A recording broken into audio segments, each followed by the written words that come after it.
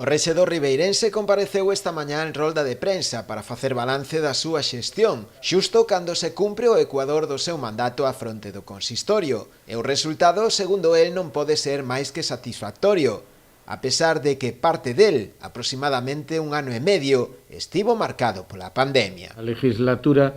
lóxicamente, é uns proxectos que van a vir marcados totalmente por este ano e medio que levamos de pandemia, e que, sin embargo, no caso de Ribeira non está sendo obstáculo para cumplir maioritariamente pois cas 130 medidas que no noso programa e no que hacer do goberno pois levábamos para estes 4 anos. Fala de actuacións tan importantes para o municipio como son o novo auditorio, a mellora da fachada marítima ou a reordenación da dársena, entre outras, así como tamén as melloras previstas para o Conservatorio, a UAD ou a Casa da Xuventude, que o converten nun dos municipios máis activos de Galicia. Por segundo semestre seguido estuvemos entre os 5 concellos de Galicia que máis licitacións leva feito. Tan solo en este semestre vamos a superar,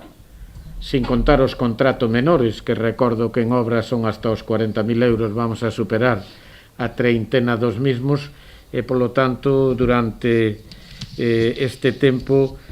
non se parou. E todo iso conseguindo rebaixar a débeda municipal a niveis históricos, ao redor do 20%, e rebaixando impostos. Pero, segundo o rexedor, o máis destacable destes 2 anos de mandato non estaba no programa electoral. O máis destacable, curiosamente, creo que non iba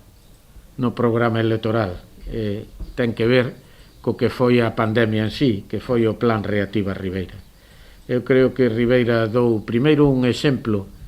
entre todos os grupos que así o quixeron apoiar, recordo que excepto todos o apoiaron, e que foi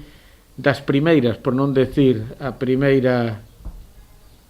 Concello de Galicia que axudou directamente